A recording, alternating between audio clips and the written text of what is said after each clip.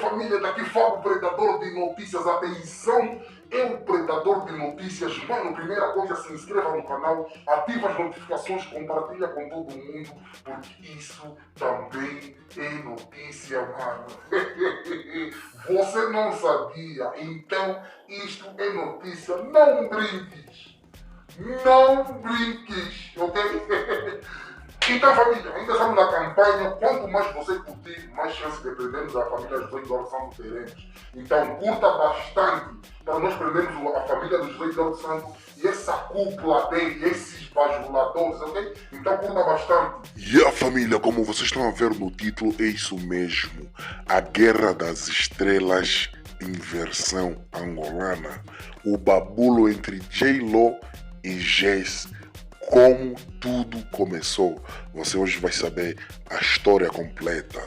Tudo isso e muito mais você acompanha aqui agora no canal MSTV. A TV que chega até você. A TV que não bajula você. A Guerra das Estrelas em versão angolana. As duas principais estrelas da política doméstica, designadamente João Lourenço e José Eduardo dos Santos, estão em guerra há muito tempo, embora num determinado período tivesse havido o que se pode considerar uma trégua. Correligionários no MPLA, ambos andam agora de costas viradas por desinteligências relativas à forma de gestão do país, nomeadamente o tratamento dado àqueles que dilapidaram o erário, o mesmo que dizer aos marimbondos. Palavra introduzida no léxico político angolano pelo atual Presidente da República para veladamente apelidar os eduardistas. A guerra há muito iniciou.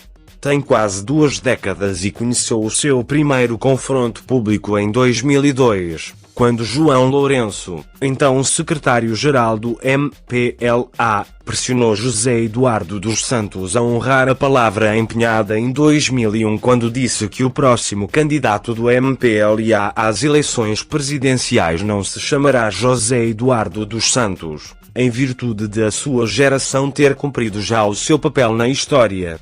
Na sequência desse pronunciamento, João Lourenço fez uma longa travessia no deserto. Passou por apertos sérios que o forçaram a adentrar o mundo dos negócios, imitando a maioria dos políticos, num processo de acumulação primitiva de capital, como o seu chefe havia justificado.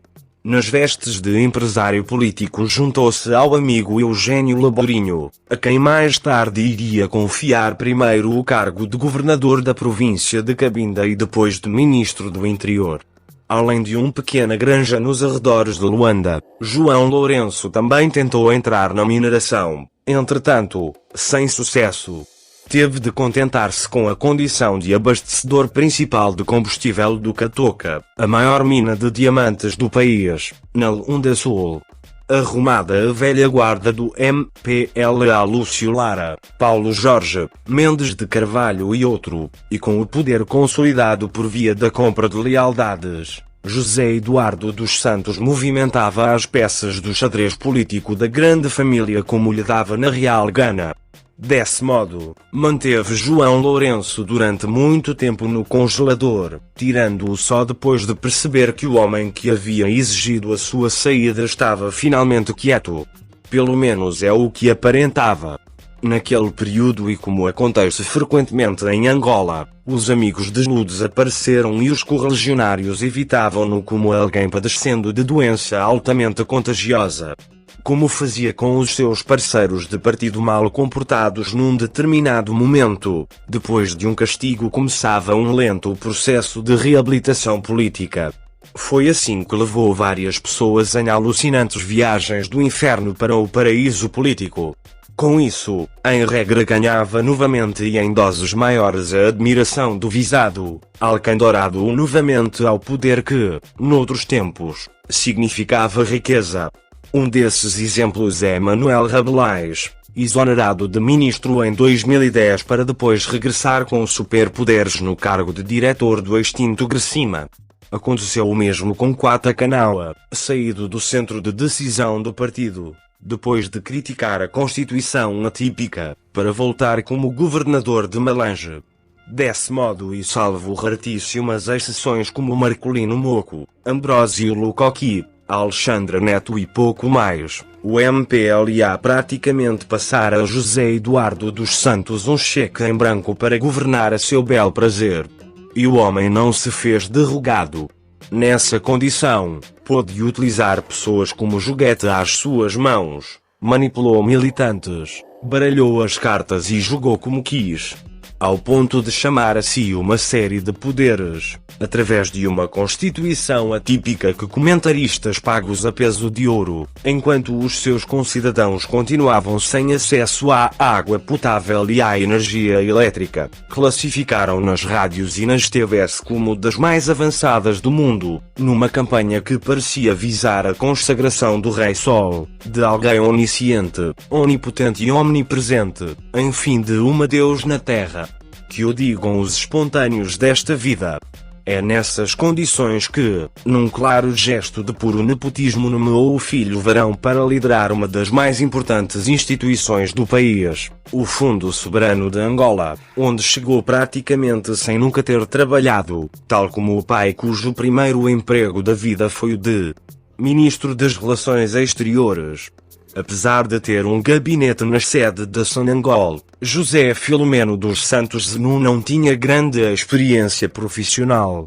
Era só o filho do presidente e isso na Angola de há poucos anos valia mais do que qualquer mérito profissional ou diploma de Harvard, Cambridge ou Coimbra. Face à tamanha afronta, o país calou e fingiu não ver.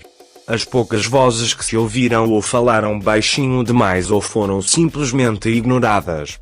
Aconteceu o mesmo quando nomeou a filha primogênita para a presidência do Conselho de Administração da Sonangol, o motor da economia de Angola. Assim como Zenu nunca havia servido em nenhum departamento governamental ou empresa pública, Isabel dos Santos também nunca esteve ligada à coisa pública. E mesmo tendo humilhantes negócios, nos mais distintos setores da economia, ocupada demais, portanto, o pai entendeu que era a pessoa melhor preparada para convencer a OPEP e a outros países produtores não alinhados com o cartel a voltar a colocar o preço do petróleo acima dos USD-100 o barril para novo regabofe com o dinheiro público. Ao entregar de mão beijada o poder aos filhos, Gés sabia que continuaria a ter muito poder. Era como, mesmo retirado, ter o controle remoto do país, já que, além do petróleo, a filha controlava também os diamantes. Como se sabe, ambos os produtos representam quase 100% das receitas do país. E desse modo, mesmo à distância, o cimento do poder de Gés ficaria mais sólido com o filho varão sentado em cima da massa que o país guardou e a filha a controlar, por via da Sonangol, a outra parte do dinheiro do país. Portanto, adivinhava-se que Gés mandaria em Angola até à morte. Pensar assim era, aliás, o mais natural.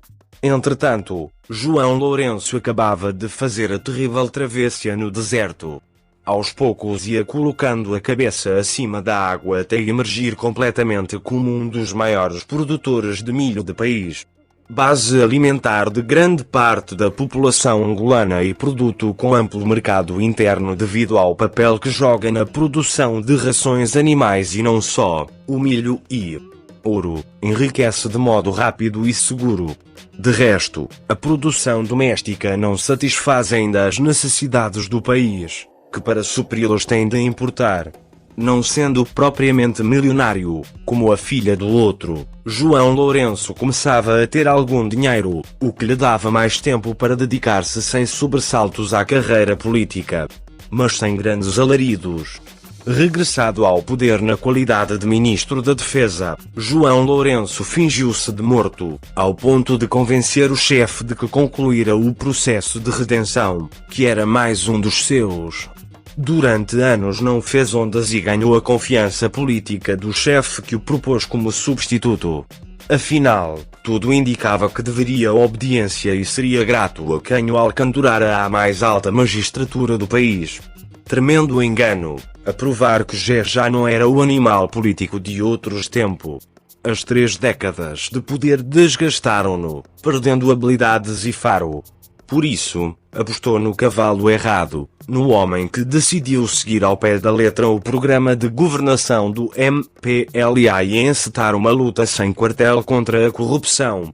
Nisso, João Lourenço colocou-se nu na cadeia e já tirou a Isabel dos Santos USD 22.600 milhões em negócios que o pai lhe deu de modo despodurado e que agora foram anulados. A estratégia é claramente enfraquecer o inimigo para as próximas batalhas. A luta de poderes em Angola continua, pois, agora no espaço sideral, onde passam boa parte das comunicações mundiais, através dos satélites. João Lourenço não ignora que o quarto poder já não é comunicação social. Por tudo o que representam, hoje são as telecomunicações. E são um poder sem o qual não se está seguro e muito menos confortável num outro poder qualquer. É a Guerra das Estrelas em versão angolana. Correio Angolense, por Silva Candembo. Então, família, o vídeo de hoje foi mais esse. Se você curtiu, então se inscreva já no canal, ativa o sino aqui, ó, ativa o sino, se inscreva no canal e compartilha com todo mundo, porque isso aqui também é notícia, você não sabia a partir de mim. Então, é notícia, ok? Então, é do Mudieto, é do Mwene, até ao próximo vídeo. MSTV, a TV que chega até você, a TV que não te ajuda.